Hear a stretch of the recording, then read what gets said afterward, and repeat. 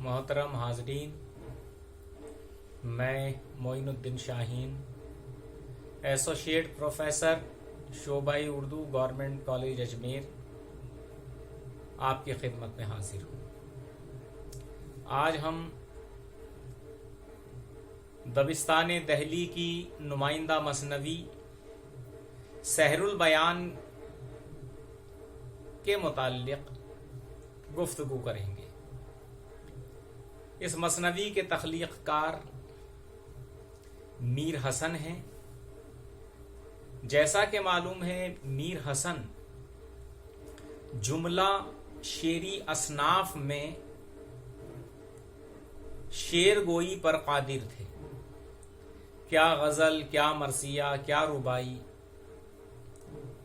और बाज़ दीगर असनाफ की तरह उन्होंने सिन्फ़े मसनवी की तामीर और तरक्की में जो हिस्सा लिया वो नाकाबिल फरामोश है।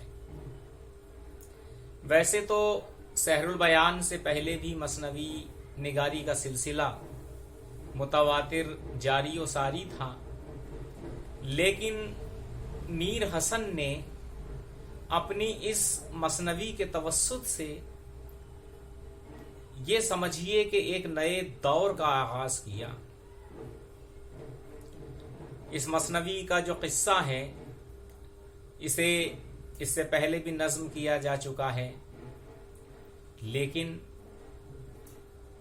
मीर हसन ने अपने तरीक़े से इसको पेश करने की कोशिश की है।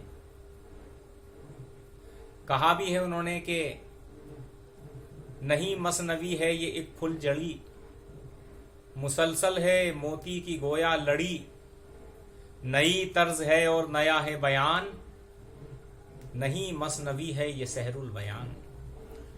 सहरुल बयान असल में इसमें बामुसम्मा होने की दलील है। सहर कहते हैं जादूगरी, तिलिस्माती दुनिया के उन्होंने मुरक्के दिखाए हैं, जिसका अंदाजा ऐसे होता है कि जब शहजादी या ये कहिए कि परी बदरे मुनीर शहजादे बेनज़ीर को उड़ाकर ले जाती है, तो किस तरह से उसको तिलिस्माती दुनिया में तरह तरह की मुसीबतों परेशानियों का सामना करना पड़ता है। मसनवी की सबसे बड़ी खूबी यह है कि इसमें इंसानी जज्बात की बेहतरीन तरीके से अक्कासी की गई है। शहजादा बेनज़ीर गायब होता है तो वो शेर देखिए, एक शेर ही कितना बेहतरीन है, जिससे अंदाज़ा होता है कि एक बाप के जज्बात क्या है कि यही थी जगह वो जहाँ से गया, कहाँ हाय बेटा तू यहाँ से गया।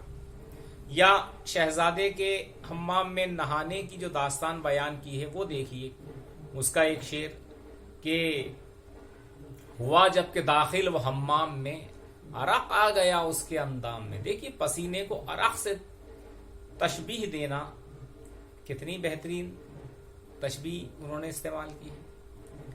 मसनवी सहरुल बयान की एक सबसे बड़ी खूबी है कि इसके ज्यादातर अशार ज़रबुल मसल बन चुके हैं, जैसे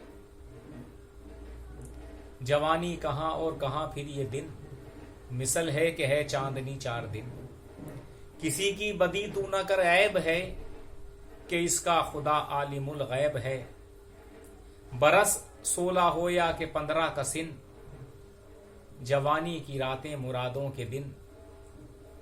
और एक और ऐसा एक शेर और है इसी नौइयत का, जिसमें कहा गया है कि मिसल है कि जोगी हुए किसके, हाँ मुसाफिर से भी कोई करता है पीत, मिसल है कि जोगी हुए किसके मीत। ये इस तरह के अशार जो चलती फिरती जबान में, सादा और सलीस जबान में जिस तरह से मसनवी सहरुल बयान में इस्तेमाल किए गए हैं, उससे इसकी अहमियत और इफादियत और बढ़ जाती है।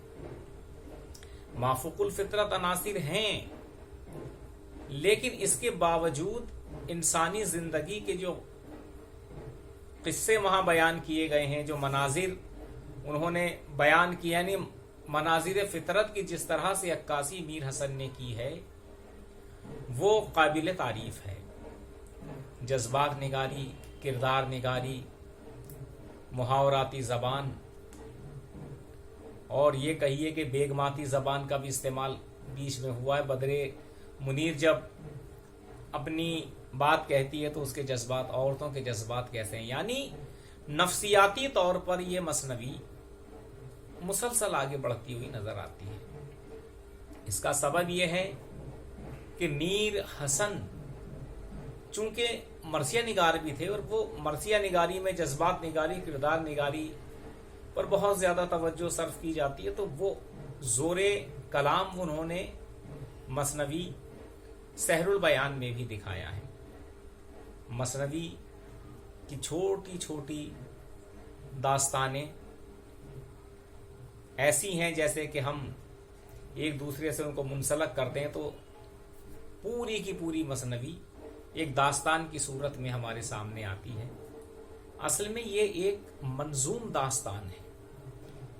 جیسا کہ معلوم ہے داستان نگاری کا سلسلہ اردو ادب میں زمانہ قدیم سے قائم ہے، اور داستانیں دو طرح کی ہوتی ہیں، منظوم و منثور.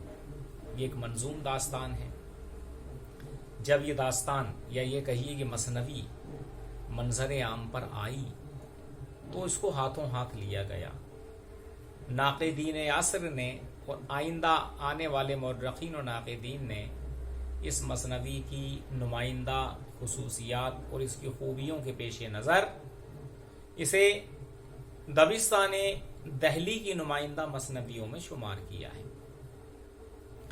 دوسری بات جو اس مثنوی کے سلسلے میں کہی جاتی ہے، وہ کہتے ہیں کہ انہوں نے جو دعویٰ کیا تھا کہ مسلسل ہے موتی کی گویا لڑی، تو یہ اس میں کوئی غلط بات نہیں ہے، بالکل صحیح بات انہوں نے کہی ہے. ایک ایک کڑی، ایک ایک سے جس طرح سے زنجیر بنتی ہے، ایک ایک موتی سے جس طرح سے مالا بنتی ہے، انہوں نے اس مثنوی کی داستان کو، قصے کو پیرونے کی کوشش کی ہے، اور یہی ان کی سب سے بڑی خوبی ہے جو انہیں اپنے عہد کے دیگر شعرائے کرام سے ممتاز کرتی ہے.